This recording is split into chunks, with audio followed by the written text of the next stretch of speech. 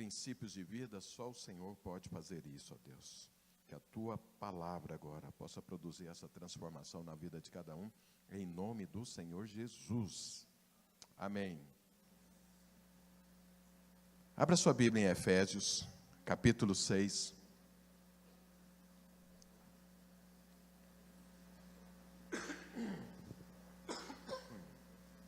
Efésios 6, verso 10.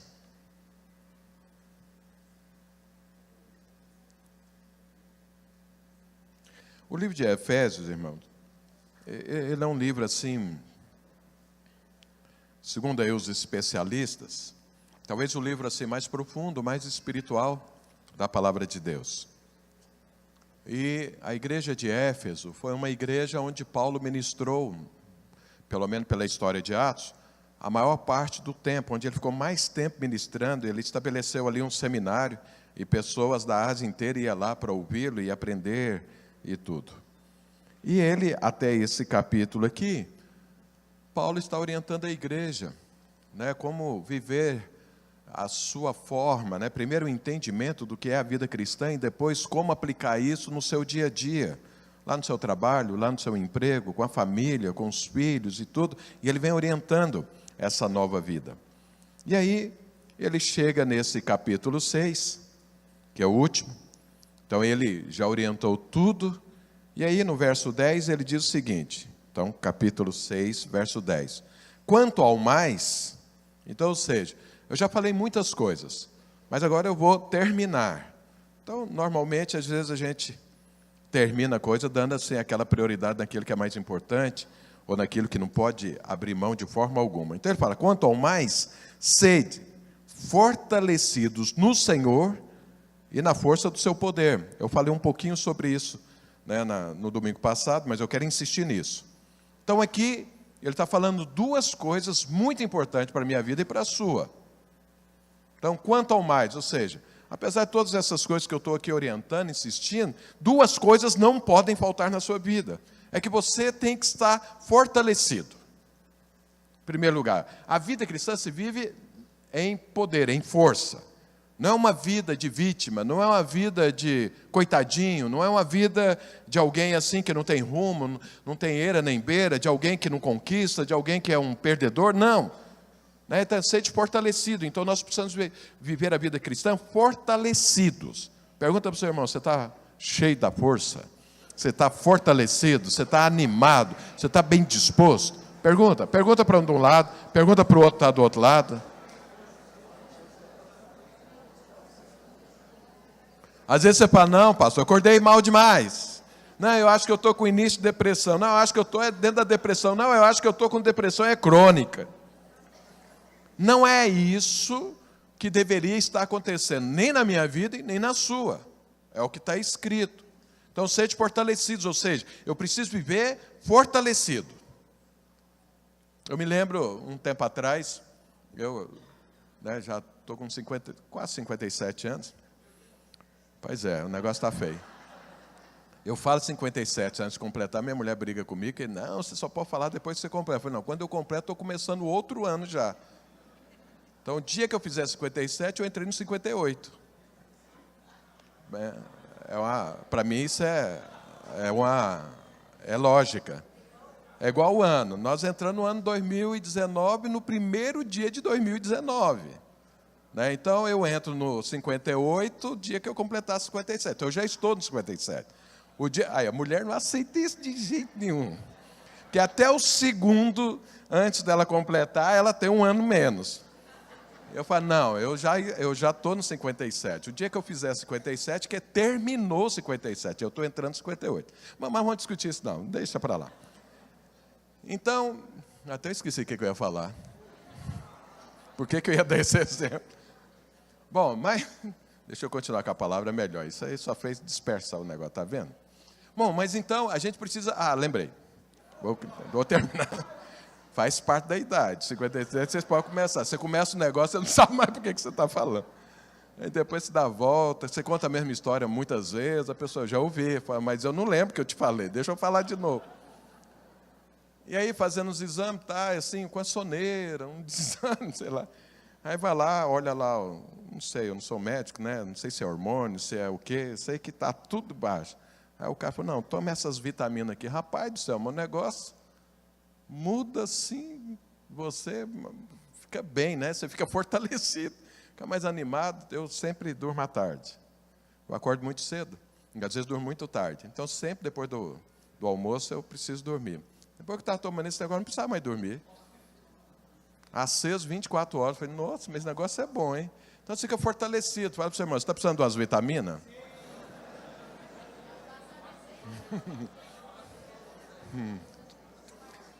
Então, pois é, a vida cristã é do mesmo jeito. Você olha para o sujeito, crente, filho do Deus vivo, nova criatura, com o Espírito Santo, e com semblante caído. Não combina. Fala para o seu irmão, não combina. Fraqueza não combina com vida cristã. Paulo está falando isso. Sede fortalecido. Só que qual é a vitamina que ele falou aqui? 2. Seja fortalecido no Senhor e na força do seu poder. Então, 2 coisas. Então, aqui é um trilho, por onde sua locomotiva do fortalecimento vai acontecer. Se você andar nisso, você vai ser alguém forte.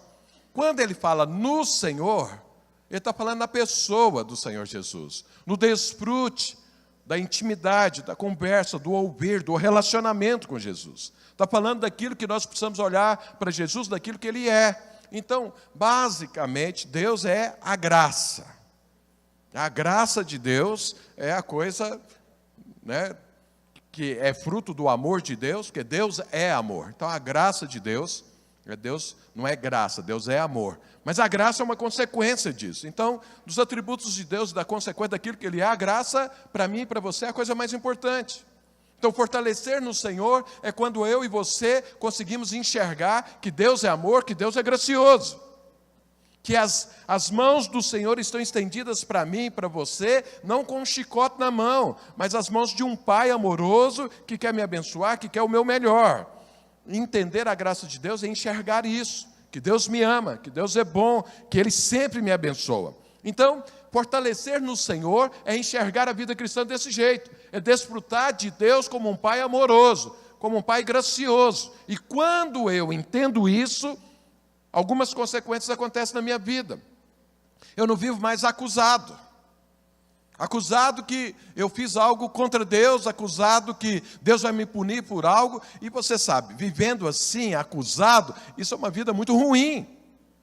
Isso tira a sua liberdade, tira a sua espontaneidade, tira o seu desejo de se aproximar de tudo, porque quando você acha que alguém tem algo contra você, aquele relacionamento ali fica ruim. Então quando Paulo fala, você precisa se fortalecer no Senhor, você precisa conhecer o Senhor como Ele é, Deus amoroso. Deus te ama, não tem mais problema dele olhar para você, para ele ficar condenando ou fazendo juízo sobre você, sobre a questão de pecado, sobre a questão de você ter pegado um rumo diferente da vida com Deus. Então, quando você enxerga a graça, isso cai por terra.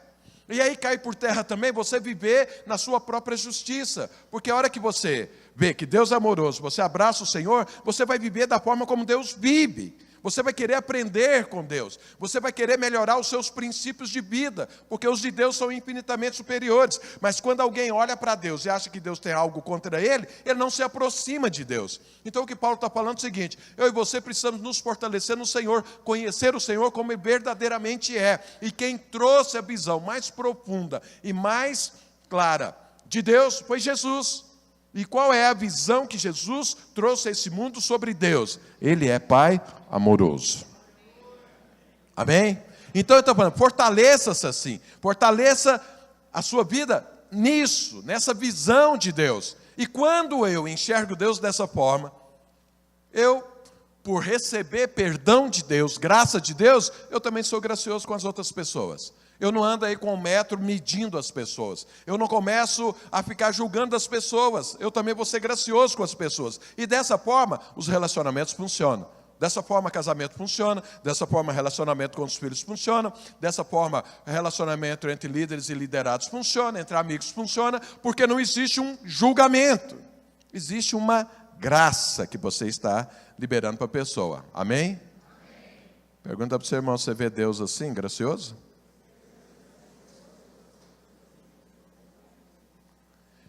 Quem vive olhando para Deus e enxergando Deus de uma forma graciosa, ele está sempre alegre. Ele está feliz. Por quê? Deus me ama. Se Deus me ama, então estou feito. Então é isso que Paulo está falando. E essa é a primeira coisa. Não é o meu alvo hoje falar sobre isso, quero falar do outro trilho. Então, fortaleça-se no Senhor e na força do seu poder. E aí entra algo que todos nós precisamos, mas todos nós buscamos pouco, ou praticamos pouco, que é o poder de Deus. E o que é se fortalecer na força do poder de Deus? Então, veja, quando você se tornou uma nova criatura, a divina semente foi lançada dentro de você. Essa divina semente é o Espírito Santo de Deus. É essa nova criatura que agora tem o poder de Deus. Então, o Espírito Santo é o poder de Deus. Os irmãos sabem que nosso Deus é um só Deus, mas trino. O poder de Deus é chamado Espírito Santo de Deus. Tudo aquilo que foi construído, feito, criado, foi pelo poder de Deus. Tudo aquilo que Jesus fez na face da terra, foi pelo poder de Deus, o Espírito Santo. Tudo aquilo que acontece na minha... Eu e você fomos gerados no mundo espiritual através do poder do Espírito Santo. Então, ser fortalecido na força do poder de Deus é deixar que esse Espírito, que já vive aqui, que já foi plantado aqui, que foi enviado para mim e para você, se manifeste. Então é necessário que o fogo de Deus, porque o Espírito Santo tem vários símbolos, um deles é fogo, que o fogo de Deus se manifeste.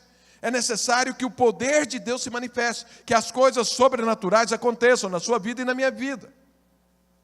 Esse poder de Deus, ele tem poder para transformar a minha vida, para me proteger e para fazer coisas que naturalmente, humanamente, é impossível de ser feito. Mas o poder de Deus faz. Então Paulo está falando, você precisa desfrutar de Deus, da pessoa de Deus, da intimidade de Deus, mas você também precisa liberar o poder de Deus na sua vida. Por quê? Tem muitas coisas que não vão ser resolvidas, nem na sua vida e nem na minha, se não for através de algo sobrenatural. Tem coisas, por exemplo, tem doenças que se o poder de Deus não entrar, a pessoa vai permanecer doente.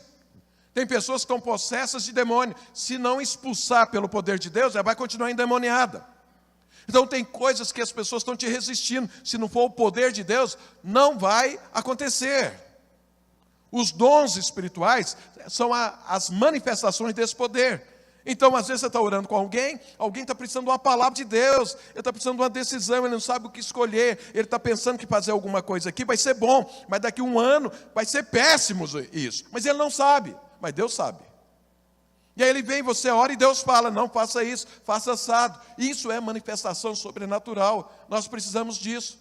O meu espírito, aí não estou falando do Espírito Santo, o seu espírito, ele precisa ser desenvolvido, ele precisa crescer. Então quando você, por exemplo, fala em línguas, então o seu espírito está crescendo e está se desenvolvendo. São coisas espirituais que estão entrando na sua vida e que você não tem nem ideia do que está acontecendo, mas está acontecendo uma edificação.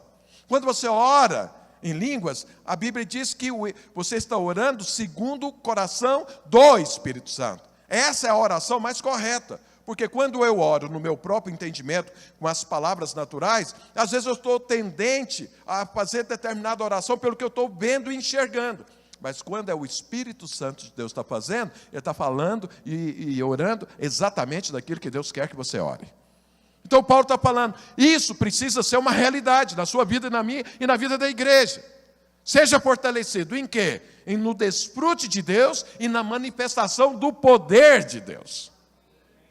Domingo passado eu falei, tem certas coisas que nós estamos claramente sendo resistidos pelo diabo.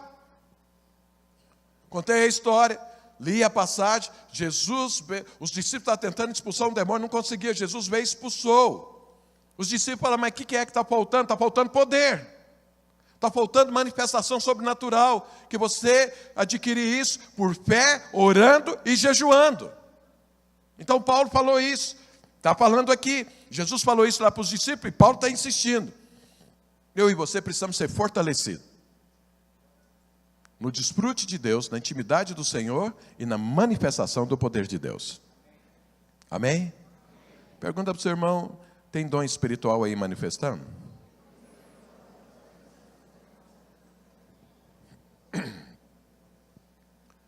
Esse jejum nós vamos focar nisso, poder de Deus. Nós já falamos muito sobre a graça e agora precisamos manifestar o poder de Deus, porque a graça de Deus é a porta para que o poder de Deus se manifeste. Então, vamos falar sobre dons espirituais, mas você precisa entender a importância disso. E o quanto isso dá um upgrade na sua vida, faz mudar a sua vida para melhor. Porque quem está vivendo e deixando o fogo de Deus se manifestar, o poder de Deus se manifestando, ele está à frente de todas aquelas pessoas que andam de forma natural. Porque ele tem o poder de Deus manifestando, nada pode pará-lo. Porque tem resistência, mas ele vence todos, porque o poder de Deus não pode ser parado. Então Paulo está falando aqui nesse texto o seguinte: desfrute de Deus e deixe o poder de Deus manifestar através da sua vida. Pergunta para o seu irmão, você está deixando o poder manifestar? Às vezes você fala, pastor, esse é o problema, eu estou querendo que isso aconteça, mas não acontece. Então vamos ver como que isso acontece. Lá em Romanos, capítulo 12, olha o que Paulo diz.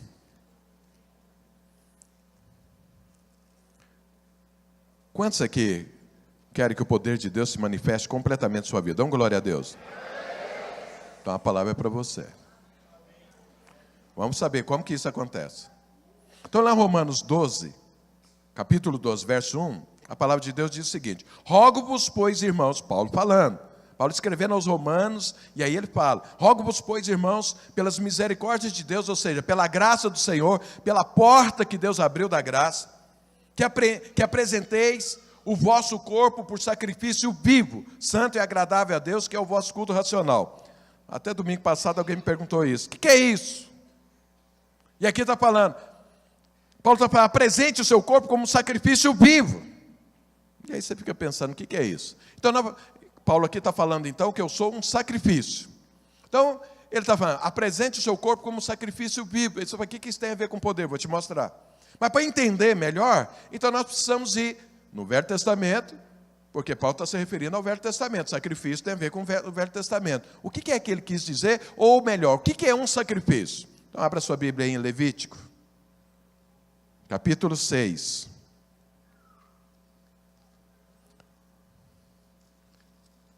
Levítico 6.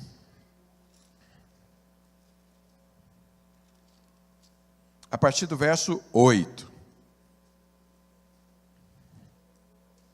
No subtítulo aí da sua Bíblia, talvez esteja escrito a lei do holocausto. O holocausto era o sacrifício, a lei do holocausto. Como que era esse holocausto? Como que é que aconteceria? Como que tinha que acontecer? Porque Deus definiu isso. Então vamos ler aqui, Levítico, capítulo 6, verso 8, para entender o que o Paulo está falando. Disse mais o Senhor a Moisés, dá ordem a Arão e a seus filhos, dizendo, Arão foi a família dentro da tribo de Levi, né? Então que Deus escolheu para serem sacerdotes. Dá ordem a Arão e a seus filhos, dizendo, esta é a lei do holocausto. Ou seja, o holocausto deve ser feito assim, é o que Deus está falando. O holocausto ficará na lareira do altar. Então tinha o altar, tinha uma grelha, era a lareira, tinha uma grelha. Do altar toda noite até pela manhã, e nela se manterá aceso o fogo do altar. Então está falando, olha, o sacrifício, que é o holocausto, ele tem que ser colocado sobre essa grelha e tem que ter fogo. Não está nesse texto, mas em outro, então deixa eu te explicar. O fogo desse altar é um fogo que não foi criado por homem. Quando terminou o tabernáculo, quando ia começar, porque sabe, Deus falou para Moisés, construa o tabernáculo, construiu, vai fazer assim, ipsis litteris, dessa forma. Moisés fez tudo e depois ele orou e veio o fogo dos céus e acendeu o altar. Então esse fogo veio dos céus. Então o fogo não foi gerado pelos sacerdotes. Ele veio do céu. Então vamos continuar aqui. Então o altar está lá, a grelha, o sacrifício está em cima da grelha. Verso 10. O sacerdote vestirá sua túnica de linho, os calções de linho sobre a pele nua, e levantará a cinza, quando o fogo houver consumido o holocausto, sobre o altar, e o porá junto a este. Depois despirá suas vestes, e porá outras, e levará a cinza para fora do arraial, a um lugar limpo. O fogo, pois, sempre arderá sobre o altar, não se apagará. Mas o sacerdote acenderá lenha nele cada manhã, e sobre ele porá em ordem o holocausto, e sobre ele queimará a gordura das ofertas pacíficas. O fogo arderá continuamente sobre o altar, não se apagará. Então aqui, se nós pudermos resumir esse texto, está falando o seguinte: Deus está falando, olha, eu mandei o fogo, vocês construíram o altar, eu mandei o fogo, e tem a grelha, então pega o sacrifício, coloca ali, e mantém o fogo aceso, nunca pode apagar. Vocês precisam manter esse fogo aceso. Só que vai acontecer o seguinte: enquanto o sacrifício está ali, é para queimar até virar cinza. Então é para queimar tudo. Mas não vai queimar tudo, vai ser gerado cinza. Quando a cinza cair, o sacerdote deve fazer o quê? Separar a cinza, tirar ela e colocar ela do lado. Por quê? Você sabe que cinza, não sei se os irmãos aqui é churrasqueiro, mas cinza apaga o fogo. Você precisa sempre tirar a cinza, senão o carvão apaga. Então, tira a cinza do lado, queima e mantém esse fogo aceso completamente. O fogo não foi o sacerdote que gerou, mas ele era responsável para mantê-lo. E toda manhã, então à noite ele tinha, no final da tarde, ele tinha que pôr lenha lá para que o fogo durasse a noite inteira. E no outro dia de manhã, a hora que ele chegava, ele tinha que pôr mais lenha. E é assim que ele tinha que fazer. A responsabilidade de trazer o fogo foi de Deus, mas a de manter era do sacerdote. E ele era o responsável para cuidar desse sacrifício. Então o sacrifício estava ali, pegava fogo, a cinza caía, para não apagar o fogo, separava a cinza. E depois, o que ele fazia? Ele tinha que tirar a roupa de sacerdote. Porque você sabe, o sumo sacerdote, ou o sacerdote que estava ali fazendo aquilo, ele tinha uma roupa especial. Ele tinha que tirar essa roupa, pegar essa cinza, agora com uma roupa normal, e levar para fora do arraial e jogar num lugar limpo. E depois ele voltava, vestia a roupa novamente e continuava o trabalho dele. Esse era o trabalho, essa era a lei do holocausto, do sacrifício. Então, os pontos principais aqui. Então, o sacerdote tinha que colocar o sacrifício ali, o sacrifício tinha que queimar nesse fogo, a cinza gerada era para ser separada, não podia deixar juntar, depois tinha que levar essa cinza para lá, e todo dia de manhã ele tinha que colocar fogo, para manter o fogo sempre aceso, sendo que o fogo veio de Deus. Amém? Agora, o que isso tem a ver com a minha vida e a sua? Porque foi Paulo que colocou isso nas nossas vidas. Não foi eu, não é você, Paulo que escreveu. Você se apresente como um sacrifício vivo. Então, esse era o sacrifício. Agora, o que isso significa na minha vida e na sua? Então, primeiro o seguinte, Paulo já disse aqui, já li aqui para você, vou ler novamente. Então, Romanos capítulo 12. Então, o que Paulo está falando? Rogo-vos, pois, irmãos, pelas misericórdias de Deus, que apresenteis o vosso corpo por sacrifício vivo. Então, Paulo está falando o quê? Que eu e você somos o sacrifício. Aquilo que é colocado ali sobre a grelha do altar é o sacrifício, eu e você somos o sacrifício. Mas aí lá na frente, Pedro vem falar algo também. Olha o que Pedro fala. Vós, porém, sois, lá em 1 Pedro, capítulo 2, verso 9. Diz o seguinte: vós, porém, sois raça eleita, sacerdócio real, nação santa, povo de propriedade exclusiva de Deus, a fim de proclamar as virtudes daquele que vos chamou das trevas para a sua maravilhosa luz. Então Paulo vem e fala que eu sou o sacrifício, e vem Pedro e fala que eu sou o sacerdote. Então nessa analogia, ou nesse símbolo do altar, eu e você somos tanto o sacrifício quanto o sacerdote. E aí, o que isso significa, esses pontos? Então, veja. Tudo aqui eu estou falando do segundo ponto, de fortalecer na força do poder de Deus. Então, a primeira coisa, quando Paulo diz que eu sou o sacrifício, ele está falando que eu tenho que me colocar como sacrifício. Isso significa que o sacrifício de ser colocado ali no altar é uma coisa voluntária. Paulo está falando, você deve se colocar como sacrifício. Então eu é que devo ir para o altar. Então veja, Deus já fez algo, mas eu é que devo ir para o altar. Então, o altar de Deus não é algo que é obrigado, não é goela abaixo.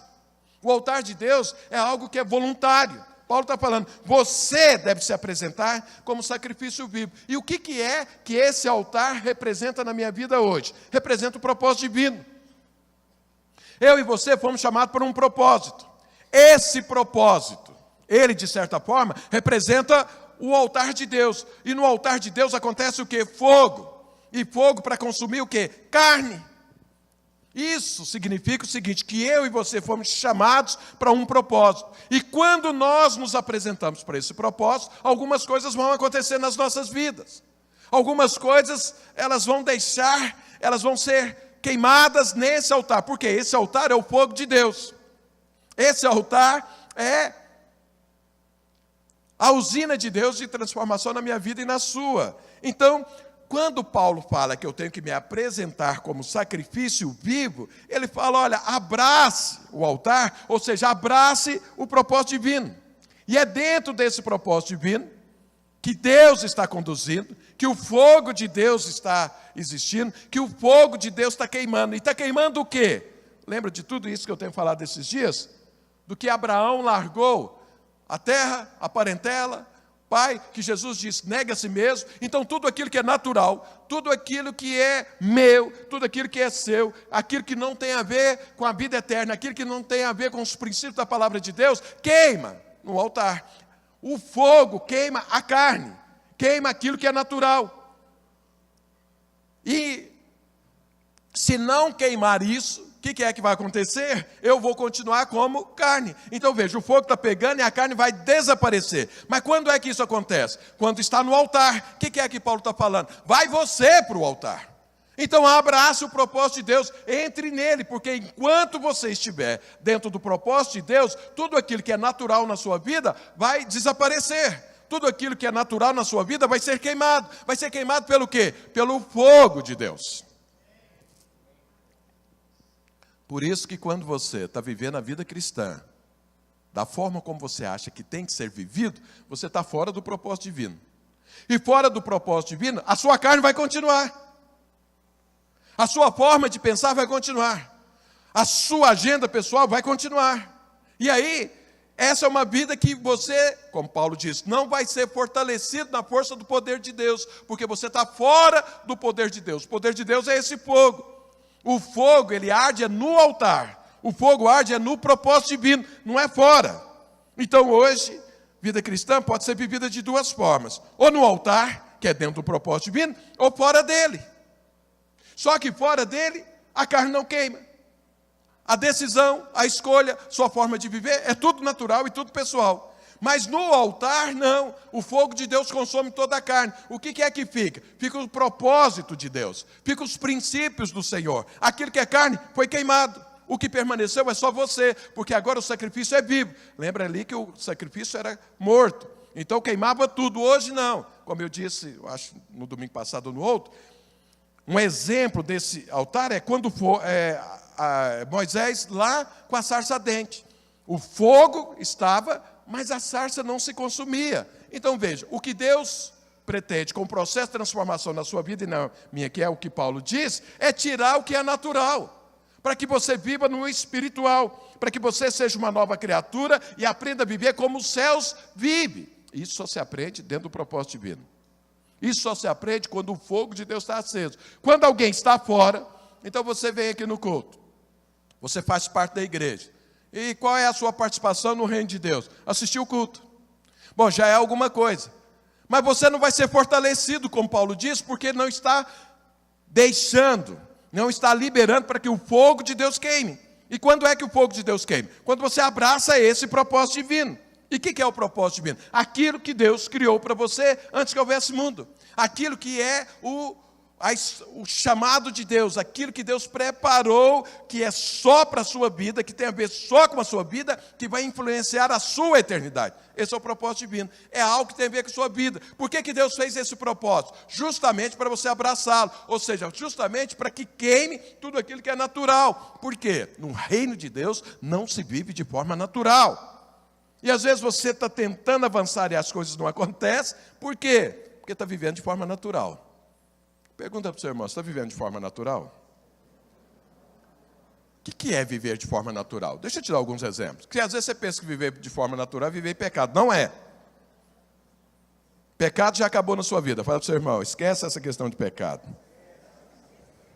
O que é viver de forma natural? Deixa eu te falar algo. Quando alguém casa, ou quando alguém está pensando em se casar, então ele quer por ele mesmo escolher alguém. É legítimo isso? É. Lá todo mundo pode escolher. Mas tem um problema em você agir dessa forma. O que é que vai ser essa pessoa com quem você vai casar daqui 5 anos? O que vai ser daqui 10? O que vai ser daqui 20? Não, pastor, já acabou o casamento antes. Pois é, acabou por quê? Porque você vai deparar com algo que você não estava esperando. E que você talvez não está preparado para lidar com aquilo.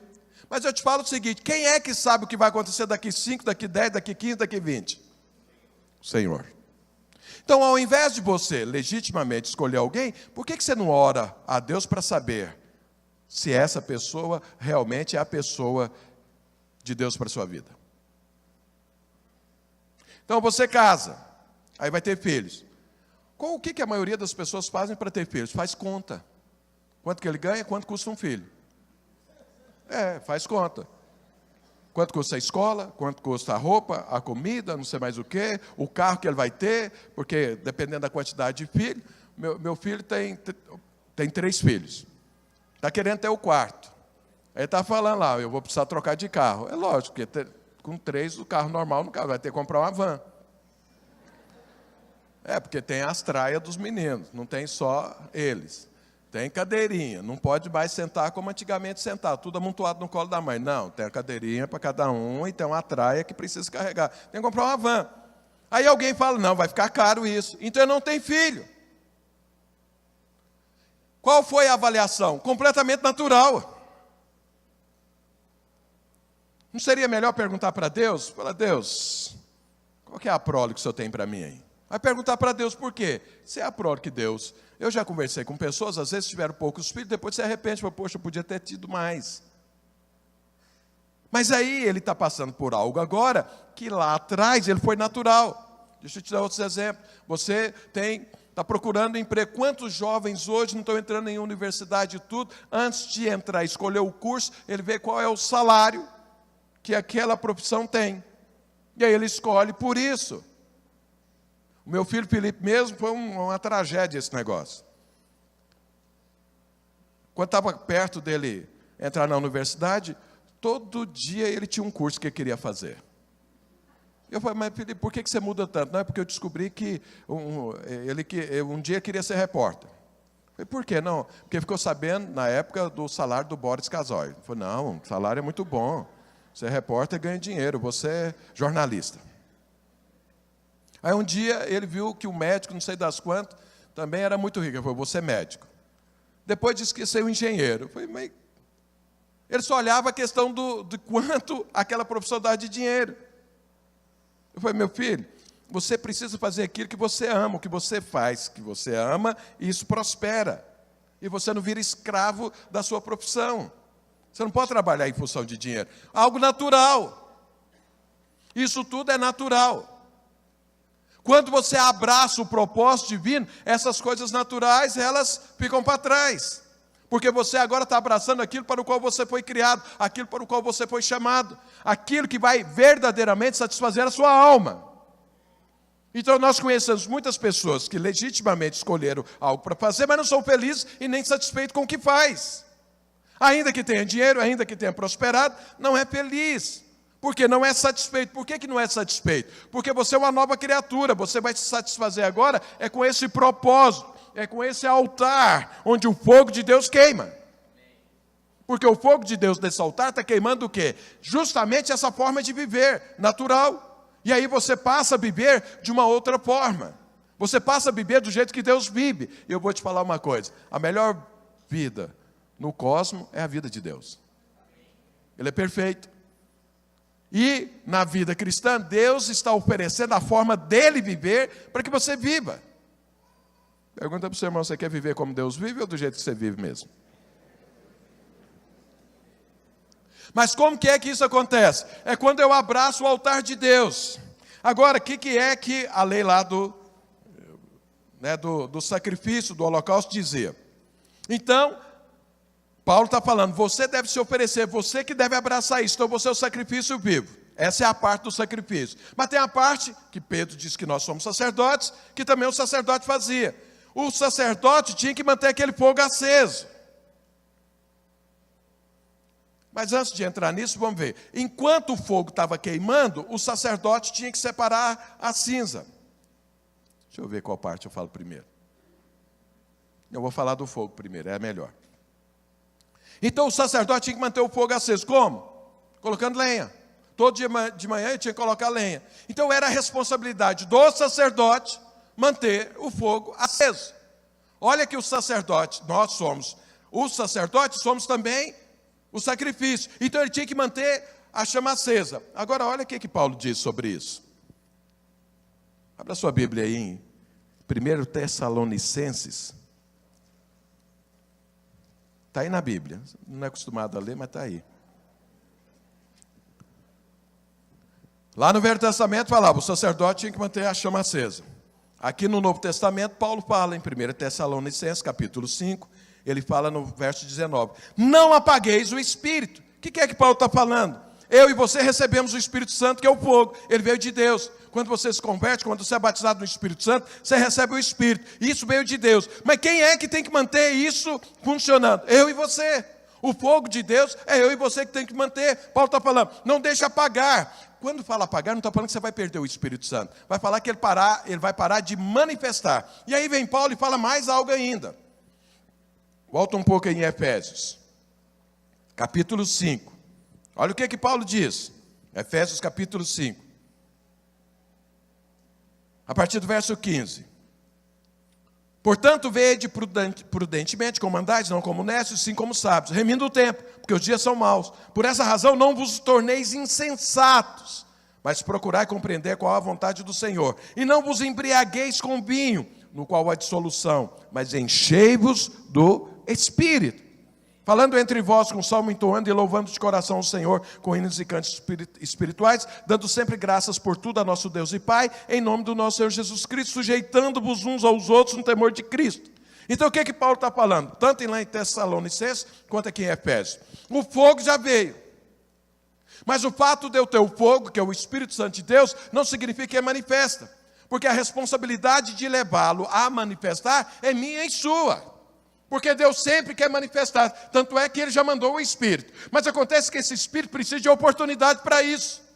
E como que é que isso acontece? Então primeiro eu tenho que tomar cuidado para não deixar o fogo apagar. Paulo falou, não apagueis o Espírito. E aí ele vem e fala, enchei-vos. Agora encher de quê? Sendo que eu já recebi o Espírito. E aí nós precisamos entender aquilo que você aprende no nosso curso de maturidade. Então veja. A definição bíblica para mim e para você é, nós somos um espírito que temos uma alma e habitamos num corpo. Essa é a definição nossa. Então você não é esse corpo que você tem aí, você é mais do que isso. Então se você quer ver só um corpo, vai num velório, lá tem um corpo. Um só corpo. Agora aqui tem você me olhando, pensando. Isso significa que esse corpo tem algo dentro dele que faz ele mexer, que lá, quando você vai no velório, não existe mais. Então lá é só o corpo, aqui não, você está me olhando, você está ouvindo, você está pensando o que eu estou falando. E chama-se alma. É a sua alma que movimenta esse corpo. Mas a Bíblia fala que, além da alma, você tem um espírito. Quando antes de você se converter, esse espírito ele não funciona, ele é morto. Mas quando você se converte, Deus vivifica esse espírito. Deus vem e o Espírito Santo vem e é amalgamado. A morada do Espírito Santo é no seu espírito, é no meu espírito, que é vivificado.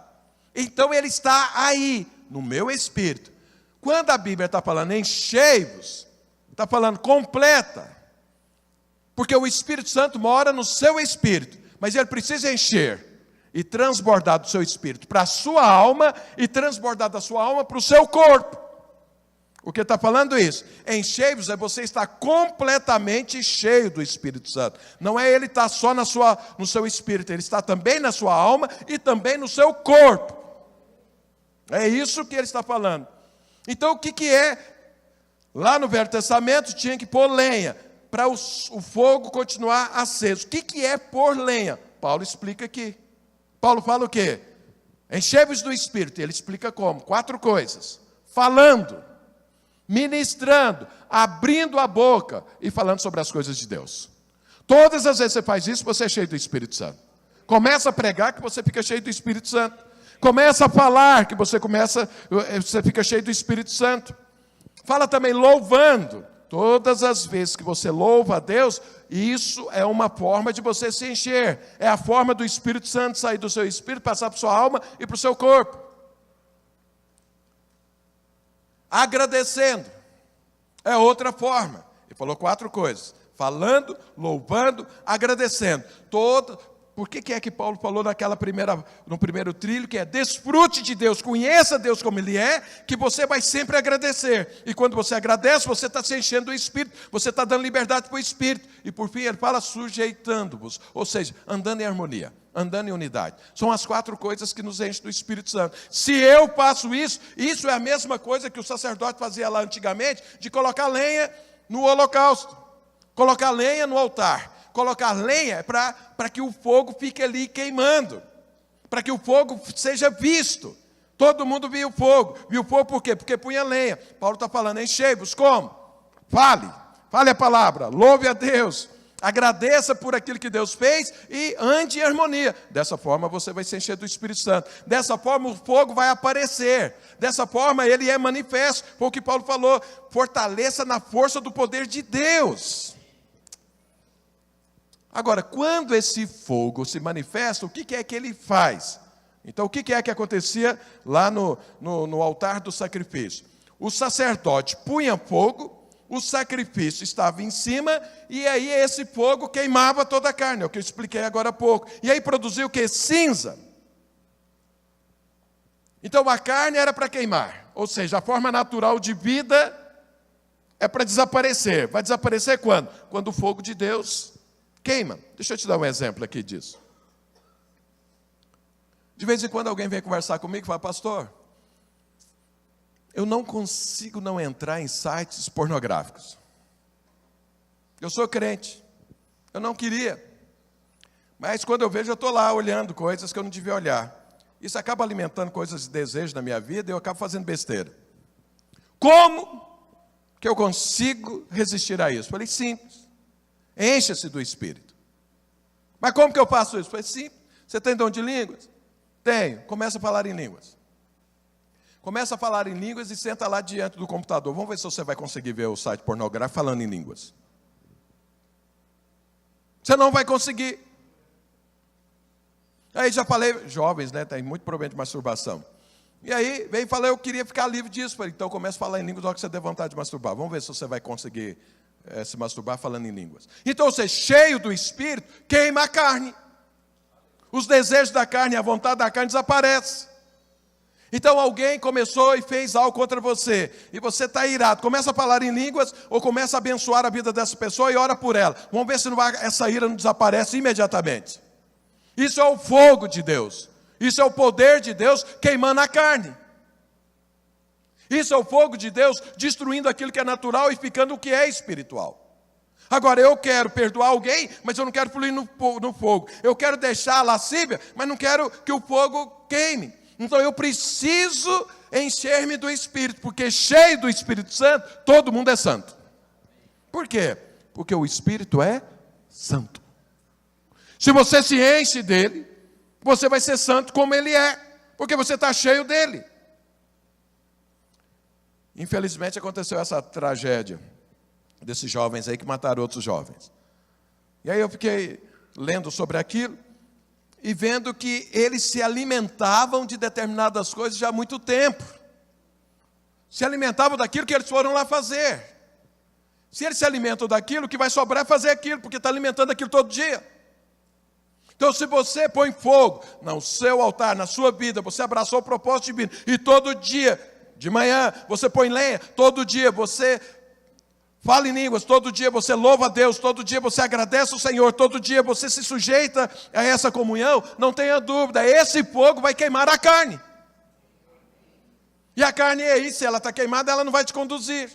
Aí a carne, ela deixa de existir. E aí o que é que vai conduzir a sua vida? O Espírito Santo de Deus. E aí as coisas começam a acontecer. E aí quando você precisa do poder de Deus, Ele manifesta, porque você está cheio do poder de Deus.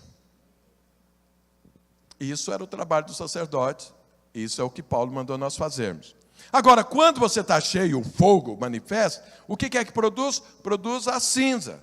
Porque queimar a carne produz cinza.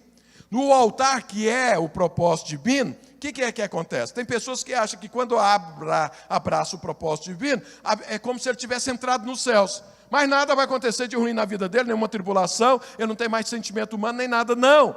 O fogo queimando a carne produz cinza. E o que é a cinza? Que era lá no Velho Testamento e que hoje acontece. É quando você, fazendo as coisas de Deus, fica alguns resquícios, que é carne, que você precisa se libertar dela. Porque olha o que o sacerdote tinha que fazer. O sacerdote era o responsável pela cinza. Se a cinza continuasse caindo no fogo, ia apagar o fogo. Então ele tinha que tirar a cinza. E depois que tirar, ela podia amontoar muito. Ele tinha que levar todo dia a cinza da noite anterior para fora do arraial, num lugar limpo. Isso aponta para quê? Irmãos, todos aqueles que vão viver a vida cristã vão ter algum tipo de dificuldade. Deixa eu te falar algumas. Muitos, quando se tornam cristãos, eles são abandonados por outras pessoas. Tem pessoas que não querem que você viva como cristão. Você não está criando caso com a pessoa, você não está falando nada da pessoa, você não está medindo ela, mas ela não quer que você seja cristão. Ela quer continuar não sendo e quer impor você que não seja. É um absurdo isso, porque cada um tem que fazer a sua escolha. Você escolheu ser cristão, mas aí a pessoa fica tão contrariada que ela te abandona. Às vezes a pessoa não te abandona, mas te rejeita. Você fazia parte do grupo do WhatsApp, te cortaram do WhatsApp agora. Você tirava férias junto, agora você não pode mais. Então você foi rejeitado. Às vezes você está ali abençoando a pessoa, você ora e jejua por ela, e abençoa, e a pessoa vira para você, você está fazendo a obra de Deus. Ela fala, você nunca fez nada por mim. Aí você ouve aquilo. Tudo esse tipo de coisa que acontece, às vezes a pessoa começa a criticar a sua vida. E começa a falar, mas você agora é alienado, você é ruim da cabeça. Você era uma pessoa até inteligente, mas você agora virou crente. Quer dizer, crítica. Isso é a cinza que acontece quando você abraça o propósito divino. E o que eu faço com isso? O que eu faço com a rejeição? O que eu faço com o abandono? O que eu faço com a crítica que eu recebi? O que eu faço com a pessoa ser mal agradecida daquilo que eu estou tentando ajudar a pessoa? O que eu faço com isso? O que a Bíblia está falando? Essa cinza, se você permitir continuar, vai apagar o fogo de Deus. Porque vai chegar uma hora que você fala, não compensa ser cristão. Não compensa viver essa vida, porque o preço é alto. Você pensa isso, não é, mas você pensa. Você fala, olha, eu agora tenho problema com fulano, mas como que o fulano faz essa crítica? Eu ajudei. E ele que está me criticando agora. Então você desiste de fazer aquilo. Se a cinza continuar, ela vai apagar o fogo. Então você lidera uma célula. Aí alguém, você está ali orando por aquela pessoa, você está acompanhando a pessoa, você está ajudando a pessoa. Aí depois de um ano que você está fazendo isso, às vezes a pessoa está lá na sarjeta, era um drogado, era não sei o quê, tudo, era doente, você foi lá, pregou o evangelho, mudou a vida dele, você orou por ele, ficou curado, arrumou um emprego, aí vira para você é líder de célula, fala, você nunca fez nada para mim. Aí você ouve isso, essa é a cinza. Você está sendo queimado. Você está no altar, essa é a cinza, porque isso acontece, a crítica foi lá fora, mas a forma como você reage a ela que é o problema, essa é a cinza. O que você faz com isso? Se você deixar essas coisas entrar na sua vida, daqui a pouco você ficou frustrado. Você fala, eu não vou liderar mais, não compensa liderar. Isso é frustração, isso é a cinza. O que é que deve ser feito? Qual é a orientação de Deus? Separa a cinza do restante, tira a cinza do fogo. Deixa ela, mas deixa ela e vai acumulando só durante o dia. Só o da noite, só o da dificuldade.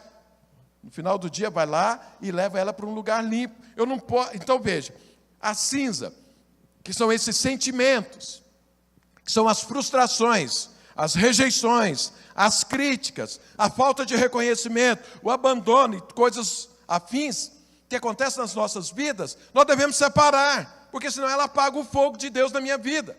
E eu, ao separá-la, depois eu tenho que levar ela e jogar no lugar limpo. E o que é? Olha aqui a orientação que está na Bíblia. Pega a cinza, todo dia leva fora do arraial e joga no lugar limpo. Isso é muito significativo. Jesus foi crucificado fora do arraial. Jesus não foi crucificado dentro do arraial. Por quê? O sacrifício, esse que Jesus pagou, tinha que ser fora do arraial. Então, fora da vida normal. Então, é o seguinte, tirar a cinza e levar para um lugar limpo significa que eu e você precisamos levar isso para os pés da cruz. Eu não posso acumular isso na minha vida. E o que é a cruz? A cruz é a obra do Calvário. O que foi a obra do Calvário? A obra do Calvário foi a maior expressão de amor de Deus para o ser humano. Porque quem morreu na cruz foi Jesus. Então, ou seja, em Jesus, Deus reconciliou toda a humanidade. Em Jesus, Deus perdoou toda a eternidade. Essa palavra é poderosa. Por quê? Levar a cinza para um lugar limpo. Lugar limpo é um lugar que Deus abençoa. O lugar limpo é a cruz. O lugar limpo é eu fazer aquilo que Deus fez na cruz. O quê? Perdoar.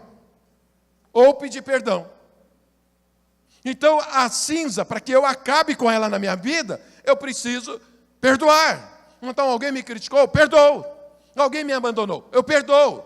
Isso é eliminar a cinza. Porque se eu não eliminar a cinza da minha vida, mais cedo ou mais tarde eu vou desistir da vida cristã. Eu vou desistir de estar no altar. Eu vou desistir do propósito divino. Eu já contei essa experiência para os irmãos. Então eu abracei o propósito divino. Meu propósito divino, talvez não seja o seu, é o meu, é ser pastor. Eu abracei isso e mantenho esse fogo aceso. Mas a cinza aparece. Um dia eu estava, peguei o carro, estava virando aqui a quadra. Aí o irmão ligou para mim. Eu estava aí na Vergueira. A hora que ele ligou, eu estava dirigindo, falei, talvez o irmão queira falar comigo. Entrei nessa rua, descendo, parei o carro para atender o telefone. E aí estou lá atendendo o telefone, com o carro parado. Aí vem um rapaz na calçada. E aí, estava eu e a Zanilda. Aí o cara veio andando, na hora que estava chegando assim, uns 5 metros do carro, ele abriu assim, estava com a blusa de frio, tinha uma arma aqui. Ele tirou a arma. Aí eu falei para a Zanilda, nós vamos ser assaltados. Prepara. Aí ele veio do meu lado, aí apontou a arma. E aí ele apontou a arma, e eu falei para ele assim, ele falou, me dá o celular. Eu falei, está aqui o celular e a chave do carro também, deixa eu sair com a minha esposa. E aí falei para a Zanilda, sai daí. Mas aí a Zanilda já estava chorando, tremendo, e eu conversando com o sujeito. Aí ela abriu a porta e ela estava com a bolsa. E ela saiu sem a bolsa. E eu falei para ela, leva a bolsa. Que ela já devia ter saído com a bolsa. Aí o cara ouviu eu falando para ela, leva a bolsa. Aí ele falou, deixa a bolsa. Aí a Zanilda já está fora do carro. Eu fiquei mais tranquilo. Falei, se der algum problema, pelo menos ela está fora do carro. Vai só eu com o sujeito. Aí eu falei, não, mas deixa a bolsa. Ele falou, deixa a bolsa. Eu falei, leva a bolsa. Ele falou, deixa a bolsa. Eu falei, mas a bolsa só tem documento, só vai dar trabalho para nós. Para que você quer a bolsa? Não tem dinheiro, não tem nada de valor. Ele falou, deixa a bolsa. Aí eu já tinha passado, porque eu fui conversando com ele, fui saindo do carro. Aí eu peguei a bolsa. Aí eu estava em pé assim, e aí ele sentou no banco, aí ele apontou com a arma apontada para mim. E aí ele, deixa a bolsa. E a Zanilda gritando do lado, chorando, deixa a bolsa.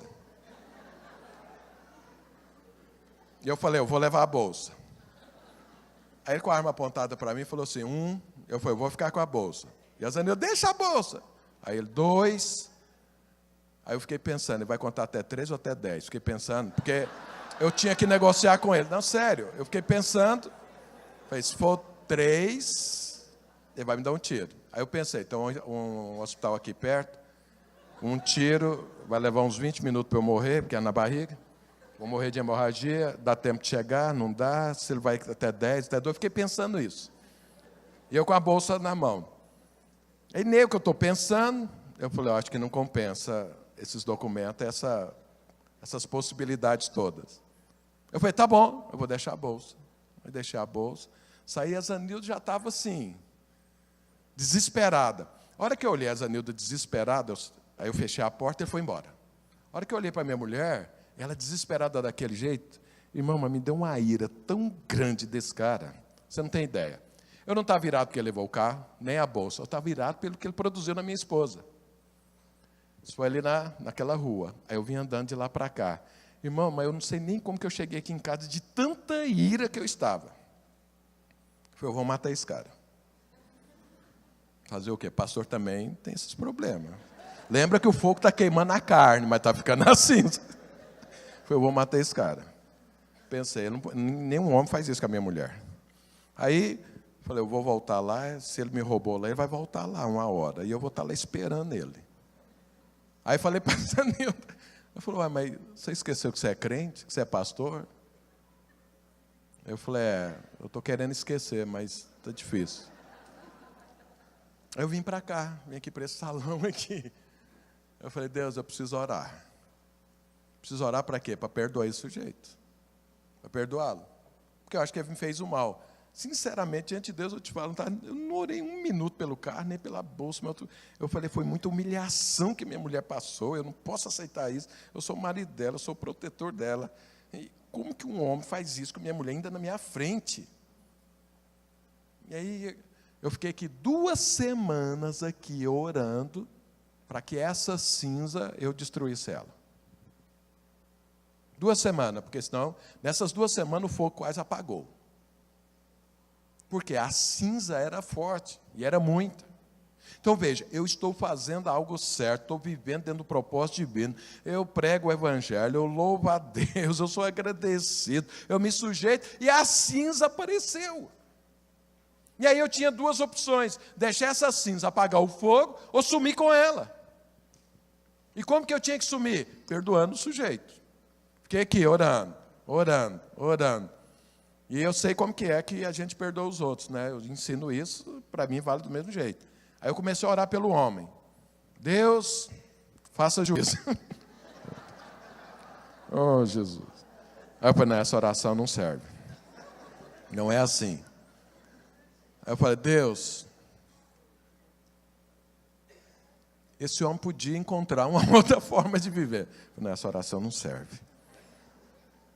Eu tinha que falar, Deus, eu perdoo o sujeito. Aí eu falei, Deus, aí com os dentes assim, eu perdoo esse rapaz. Aí eu vendo, a cinza não desapareceu. Aí eu comecei a abençoá-lo, aí falar, Deus, ele vai encontrar o Senhor. Eu falei, mas ele podia não encontrar. Não, ele vai encontrar, ele vai encontrar. Eu falei, se eu podia converter ele, Deus, e matar ele imediatamente para ele ir embora. Para não fazer isso com outros. Mas não, Deus, não é essa oração.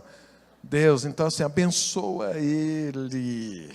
Senhor, abençoa ele.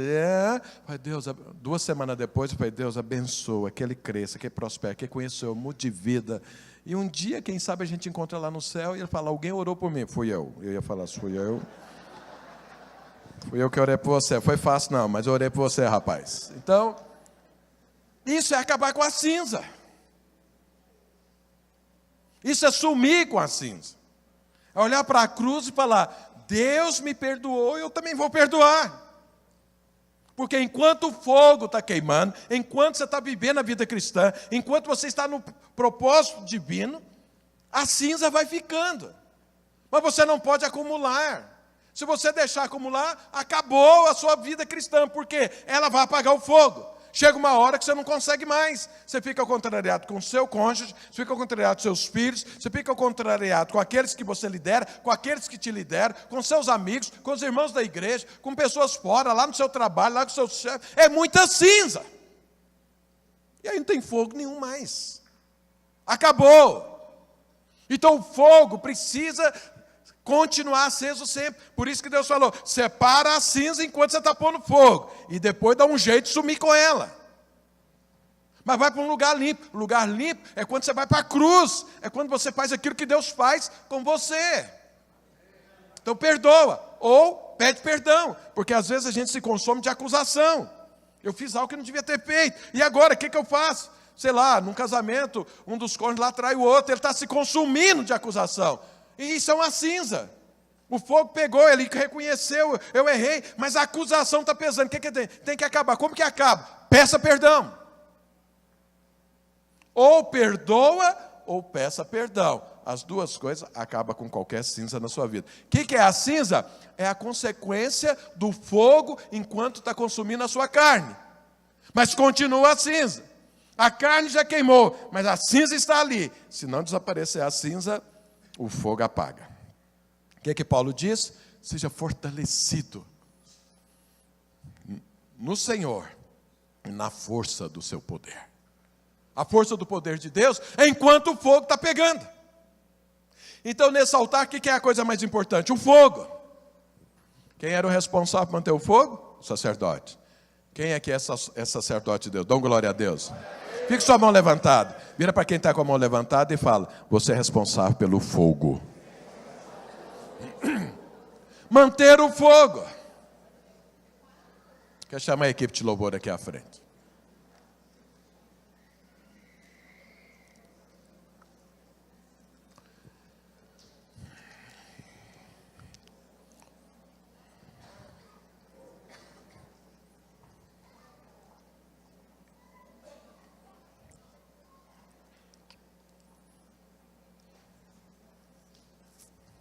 Irmãos, não fique escandalizado com as minhas experiências, não. Tem misericórdia. Estou aqui firme. Crente. Agarrado no altar. E eu falo para Deus: queima, Senhor. Queima tudo. E deixa que eu carregue a cinza. Porque é o seguinte: eu quero chegar completamente transformado e conquistar o propósito divino, que é o quê? Me tornar como Jesus. Assim como Deus te chamou também para ser como Jesus. Mas como que é que isso vai acontecer? Tão somente se você se abraçar ao altar divino, sendo o sacrifício. Por isso Paulo falou: pula no altar, se apresente como sacrifício vivo, porque agora você não morre, você é vivo. Mas você também, como sacerdote, mantém esse fogo desse altar. Como? Toda manhã. Estou falando, toda manhã. Louve a Deus. Ministra da parte de Deus. Agradeça. E se sujeita a andar em harmonia, em corpo. Isso mantém o fogo aceso. Isso mantém o fogo queimando. Enquanto o fogo está queimando, você vai sendo transformado em imagem e semelhança do Senhor. Amém, igreja? Mas eu acho que tem muita cinza aqui. Nós precisamos resolver isso agora.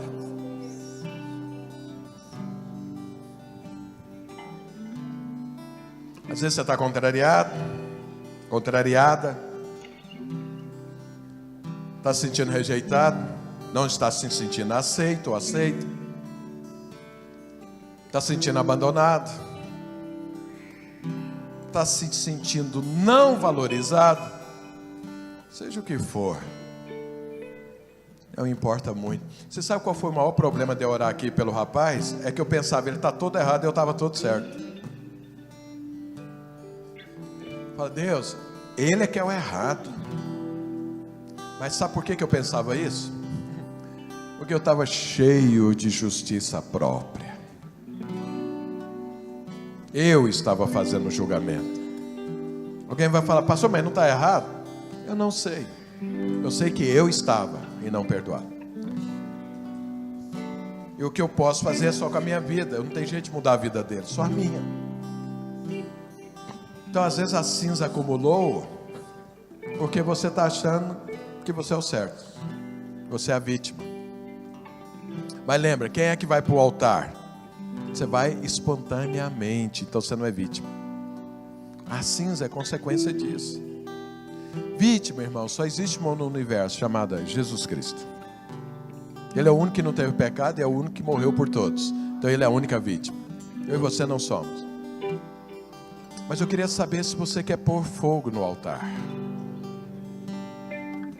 Você fala: pastor, eu ponho fogo, eu oro, eu agradeço a Deus, eu falo, ministro, mas parece que o fogo não pega. Não pega por quê? Porque a cinza está apagando. Nós vamos ficar de pé todos?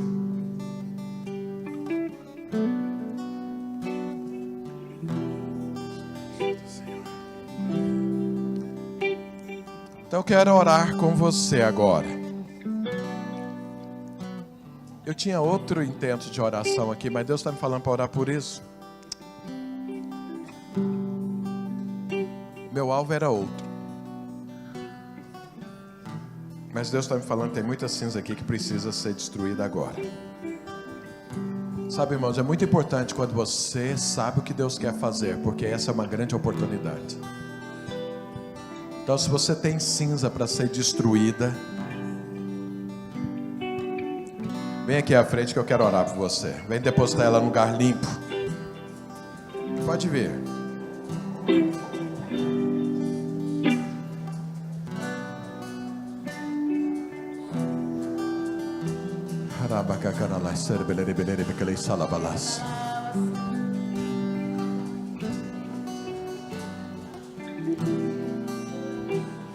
Deixa eu falar algo para você que veio aqui à frente. Se você tem cinza, isso significa que alguém fez algo contra você e que mexeu com você. Mexeu nas suas emoções, seus sentimentos, você frustrou, você ficou contrariado. É alguma coisa de fora, alguma coisa que você está sentindo que, ou porque você não está sendo reconhecido, não foi, alguma coisa assim. Deixa eu te falar algo. Muito provavelmente, realmente alguém fez algo contra você. Mas não perdoar é você fazer algo contra você mesmo. Ele fez, mas agora é você que está fazendo. Porque o perdão é quando você faz um bem a você. É quando você tira o veneno de dentro. A cobra picou e você tira o veneno. Isso é o perdão. Isso é o perdão. Também pedir perdão quando você se sente acusado. Eu fiz isso, não devia ter feito. Pedir perdão, mas você pode fazer. Já fez, fazer o quê? Vai lá reconhecer. Isso é pedir perdão. Isso tira o veneno também. As duas coisas. Então, pedir perdão e perdoar não é em função do outro, é em função de você, em primeiro lugar. Isso é o que Deus fez por nós, é o que Ele chama a gente para fazer por outro. Então, enquanto a equipe de louvor toca e canta, você vai apresentar diante do Senhor e vai liberar isso. Fala: Senhor, estou aqui seguindo a Tua palavra, vou fazer o que o Senhor fez comigo, vou perdoar. Também vou pedir perdão. Reconheço que eu errei, vou lá logo pedir perdão, acertar isso que eu preciso viver. Então, enquanto a equipe de louvor toca e canta, você ora e fala com Deus. Depois eu oro por você. Nós estamos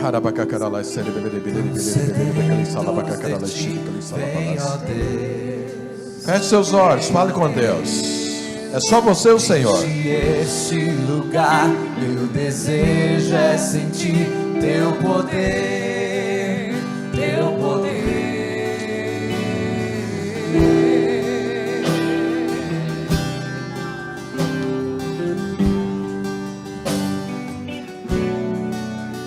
Nós estamos aqui, tão sedentos por Ti. Vem, ó Deus, vem, ó Deus. Enche este lugar, meu desejo é sentir Teu poder, Teu poder. Então vem me incendiar, meu coração é o Teu altar. Quero ouvir o som do céu, Tua glória contemplar. Então vem me incendiar, meu coração é o Teu altar. Quero ouvir o som do céu, Tua glória contemplar.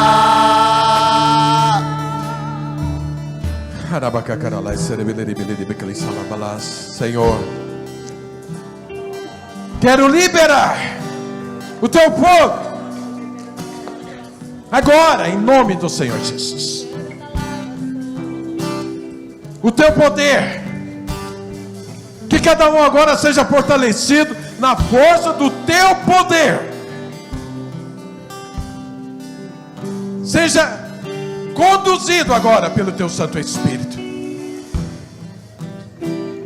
Que cada um agora desfrute do Senhor e da tua abundante graça, para que haja perdão, para que cada um seja fortalecido em reconhecer eu, pedir perdão, liberar pessoas, liberar mágoas, liberar rejeição, abandono, críticas, em nome do Senhor Jesus. Vem, Senhor, vem, Senhor, libertando cada alma cativa por mágoas, ressentimentos, frustrações, em o nome do Senhor Jesus. Em nome de Jesus, ó Deus. Eu quero abençoar cada um agora, em nome do Senhor Jesus, com a liberdade do Espírito. Toda cadeia de mágoa, de ressentimento, seja quebrada agora, em nome do Senhor Jesus. Em nome de Jesus. Em nome de Jesus. Que cada um seja livre, livre, livre, para viver a vida cristã, para viver alegre, desprendido, feliz, bem disposto, com fogo vivo queimando nos seus interiores. Em nome de Jesus, eu abençoo cada vida aqui agora, em nome do Senhor Jesus. Você que veio aqui à frente, eu queria que você orasse com a pessoa que está do seu lado. Senhor pastor, eu que estou precisando de oração. Esse é o problema. Que a Bíblia fala: dai e dar-se-vos-á, boa medida, recalcada, transbordante, sacudida-se-vos darão também. Enquanto você vai orar pela pessoa que está do seu lado, Deus vai te dar mais ainda do que você está precisando. Creia nisso e ore com a pessoa. Simplesmente abençoa a vida da pessoa, seja qual for. Ora, fala: Deus, eu abençoo.